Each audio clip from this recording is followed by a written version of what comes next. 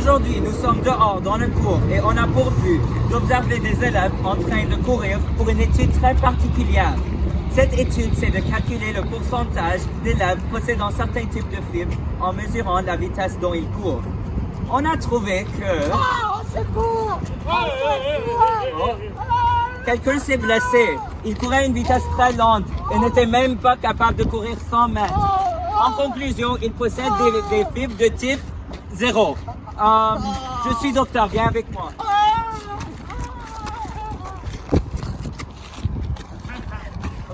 Docteur, dis-moi, est-ce que c'est la fin?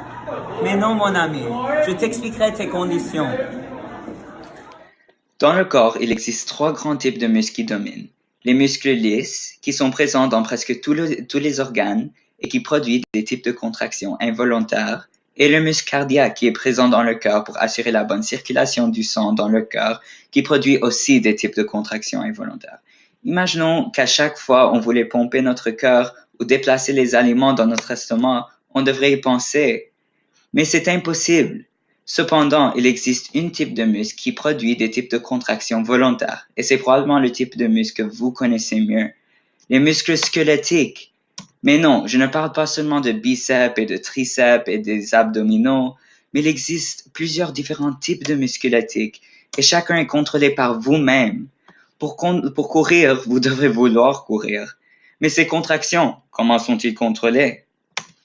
Les sarcomères sont des machines contractiles situées dans notre corps qui sont composées d'actine et de myosine. L'actine et le myosine sont 2 filaments qui composent les myofibrilles et ils sont la cause de la contraction. La façon dont ils se contractent, c'est en utilisant de l'énergie ATP, adénosine triphosphate, pour s'attacher et former ce qu'on appelle le complexe d'actine-myosine, le CAM. Et normalement, afin de se relaxer, le ADP, l'adénosine diphosphate, et le groupement phosphate se libèrent pour que la myosine se détend et revient à son état de base énergie. Cependant, si nous regardons dans le muscle de notre ami ici, dans son gastrocnémien, allons-y, rentrons dans son muscle, oui. Aha, son sarcomère. On peut voir que la myosine ne se détend pas. Mais qu'appelle-t-on cet phénomène? Ceci s'appelle une crampe, et il est une blessure très commune, donc n'aie pas peur, car je suis docteur.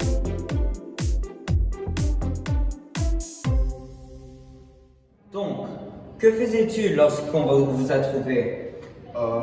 Non, je vais te dire ce que pourrait être la cause et tu veux me dire laquelle est correcte.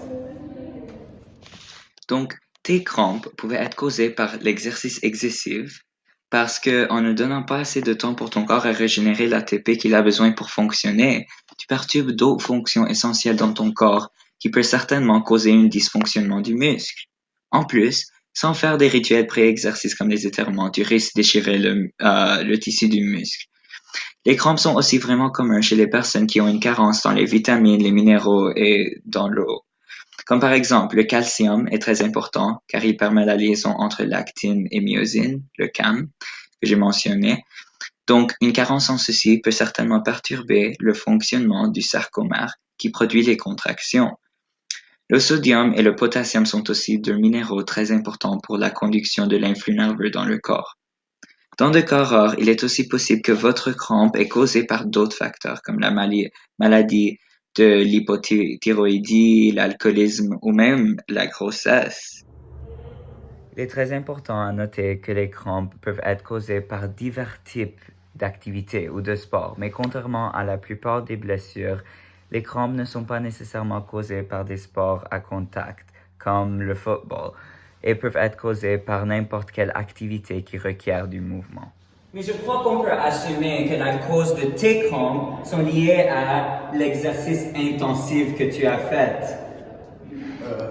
Oui. Dis-moi, que sens-tu dans ce moment?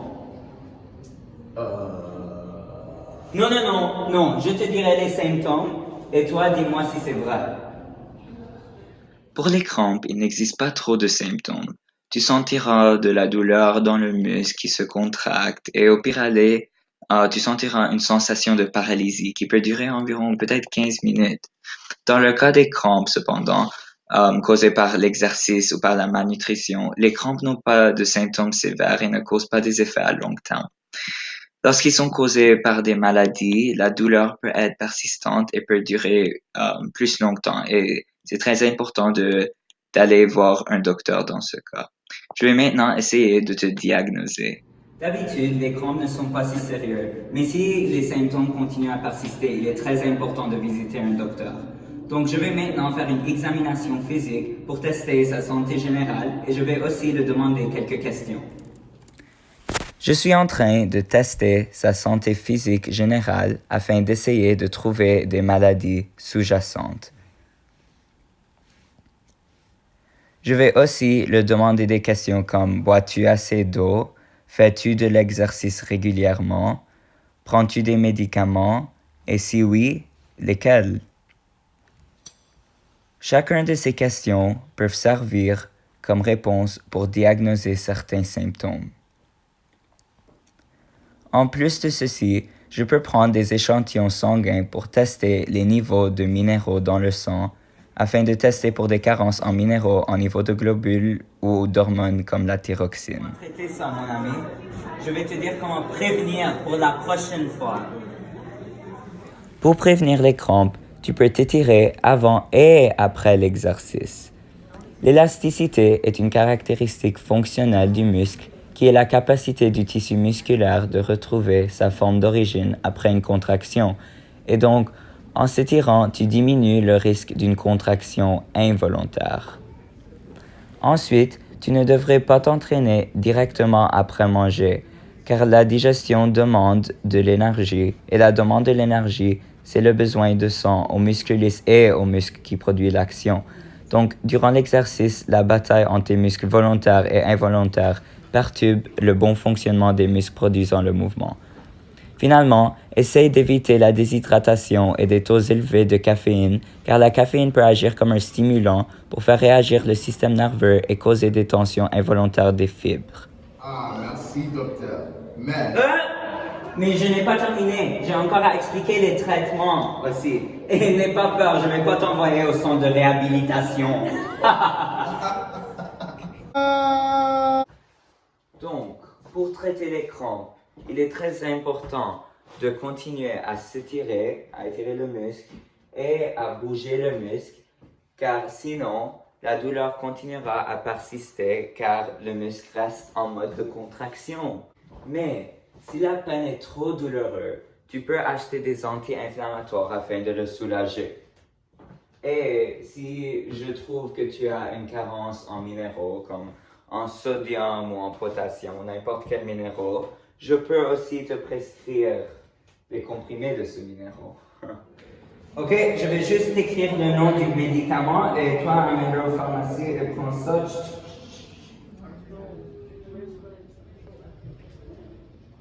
Ah, l'ibuprofène.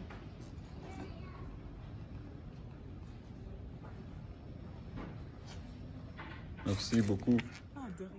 Mais comment est-ce qu'elle a même compris ça? Mais tous ces docteurs, ils sont fous.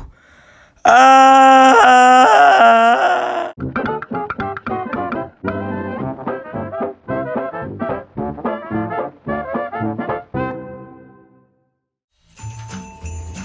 Aujourd'hui, nous sommes dehors dans le cours et on a pour but d'observer. D'habitude, les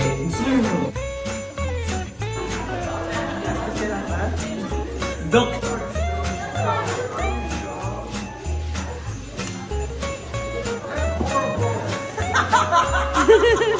de sodium ou de n'importe quel. Si je trouve que tu as un carence dans ces minéraux. Damn!